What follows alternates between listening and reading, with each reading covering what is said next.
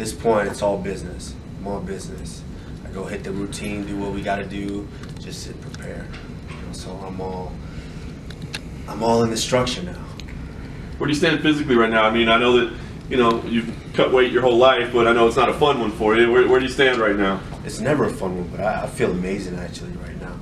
I got to get uncharacteristic. Usually that last day of weight cut, I usually wait till the last night and just get it off. I don't do anything all day, but this morning I had the urge. I got up, had breakfast, went to the PI, got in a good hard workout. Feel amazing, got something to eat, so feeling good. Fights keep getting bigger and bigger for you every time out. I mean, is it a different feel, a different anticipation, anything like that than what you felt before? No, not really. I've just been, I like to consider it, I tell myself I've been classically trained, because I was fortunate enough to be able to shadow one of the future Hall of Famer, Sugar Rashad Evans, to watch. I do everything with him. Go through the whole camp with him, travel with him, do the media rounds, do everything with him. So I've been able to see it firsthand. So when I got put in the mix, it was, it's second nature. And last thing for me, it's a smaller cage here at the Palms. I'm just curious if that factored into your preparation at all, or do you feel it benefits you at all, with maybe him having a little bit less space to work in? We all know who it benefits. I mean, I'm not one of those guys who likes to dance around too much and play around. I'm gonna be in your face. I'm punching you. I don't like to waste punches or waste kicks, but it doesn't really matter. Big cage, small cage. I'm gonna corner anybody, and I'm gonna get my hands on them. I remember your last fight kind of felt like a big one, right? It felt like you got a guy with a big name, main event. Do you feel like you got a big reward out of that fight? Like everything you wanted, the reaction to it afterwards?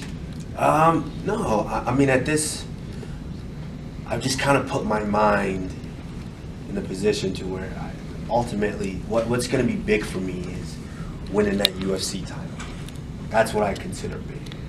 When I was there in Chile, fight night, and going through all the media rounds, being the main event, yeah, I mean, I had a little second to think, wow, okay, now I'm headlining the whole event. So it felt special, but I didn't dwell too much on it. After the victory, not as much, because I mean, obviously, it's all about the media and the fans and the way they receive it, and they didn't receive it as well. So it is what it is. Doesn't matter. At the end of the day, my job is to go in and win in impressive fashion, and that's what I aim to do Friday night.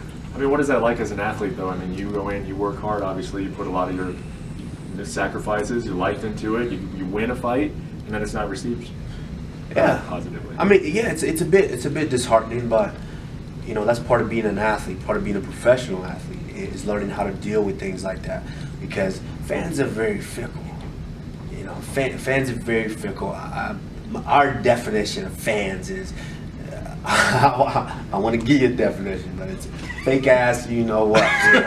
So fans are fickle. It's basically, they love you when they want to love you, they hate you when they want to hate you. It doesn't matter. You can be winning, but at some point they're going to get tired of you winning. So they're going to be, oh man, I wish someone would beat him, Or you could be losing, and then they start cheering for you, getting behind you, rooting for you. So it really doesn't matter. My job is to go out there and win and reap the fruits of my labor. And one thing I've seen you say is that you dominate guys so much that maybe it is not as entertaining to people, and that may also get people to think like, oh, this is easy. You won 12 fights in a row.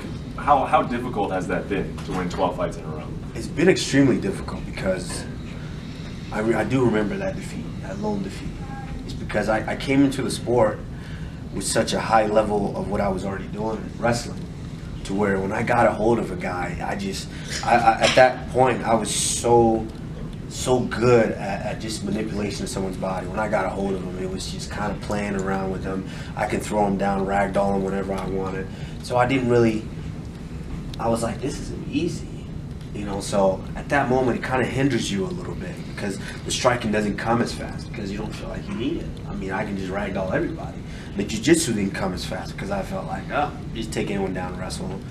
And then I was taught a very difficult lesson. Then I got submitted. Then it's like, oh shit, it's time to work on this. So I just went to the drawing board, I put the gi on. I said, you know what, I don't like that feeling. because I remember like it was yesterday. After I took that loss, I went back home and I was living with Rashad Evans at the time. I was in my room for a week. I didn't want to come out of my room. It's just a disappointment of knowing that I've put so much into my trainings that I do every day, wrestling for years and years, then to come out and be defeated and choked out by a guy that I knew I was much better than. It was very disheartening, and I vowed to never feel that again. So I took it serious, and I've hit the ground running since. RDA said he doesn't really remember you training that much. He said he was just working on some stuff. It was probably a special moment for you, but it didn't register to him. You believe him? I mean, it doesn't matter. To be honest, I really didn't remember it that much because I wasn't that into UFC. I wasn't that into MMA. I was just a wholehearted wrestler, wrestling at the Olympic Training Center, and got the opportunity after we wrapped Tough 14 to just go to California, just to spend the weekend in California. And lo and behold, I think like a Saturday, I'm in the gym, I'm strapping up gloves, and they're like, all right, put your shin guards on, we're gonna spar. And these guys are coming in, and I didn't really, to be honest, I didn't know who he was. I didn't know him at the time. And after, the only guy that I really knew in there was Jason Miller, Jake Ellenberger, and Mark Munoz. And after we got done with after we were done training, which I did very well, and I was asking questions. Oh, who's that? Who's that guy? Oh, yeah, he's in the UFC. I'm like, oh, he's in the UFC. And I'm like, yeah. So I walk away like, he's in the UFC. Maybe I can do this. So, no, I mean, it wasn't like, oh man, I remember every detail of training. I just remember that, if he was paying attention, he would know that that's a bad motherfucker when he gets in the sport. So, if he didn't remember it, that's on him. But, it's all Friday night. You said that you're probably the hungrier of the two, right? That he's kind of been there. Now he's coming off of a tough loss in a big spot against Colby. I wondered, like, in your athletic career, have you ever been in like a sort of a athletically like let down spot where it was hard to motivate yourself just because of the circumstances of the competition? Absolutely. I've been in that place a couple of times. One of the biggest ones that I remember is my junior season in college. The previous year, I was ranked #1 in the country going into the national tournament, and I get beat in the semifinals by a guy I hadn't wrestled yet. I think he was like #4. He ends up winning the national title, and I ended up placing 3rd. So the following year, I kind of had a little chip on my shoulder. I was running through motherfuckers all year, just beating dudes up. And I remember it was a guy that I beat. He was a 2-time defending champion from the weight class below, bumped up. And I remember beating his ass all year. I wrestled him 3 times, beat him up all year, and then we got in the national finals. And I just beat him 2 weeks before the national finals at the conference finals. And we get in the national finals, and he beats me. He somehow upsets me. And what made it worse was this was the first time my dad was at the tournament. My mom was at the tournament. My brother went to school where the tournament was being held, University of Houston. And I was the only Texan in the national tournament. So I had a camera crew follow me around all week. They did a big story on me. And then to get in the national finals and get beat, it burned me so bad to where and it sounded silly at the time. Even I felt silly doing it, but I didn't step on a wrestling mat all summer. I said I wouldn't step on a wrestling mat. I would do other things outside besides stepping on a wrestling mat, because it just psychologically it kind of did something for me. I'm like, you know what? Maybe I need a little time away from it. So I didn't step on the mat. I did everything else I could. I started lifting. I got big. I got strong. And that chip on my shoulder turned into a big boulder on my shoulder.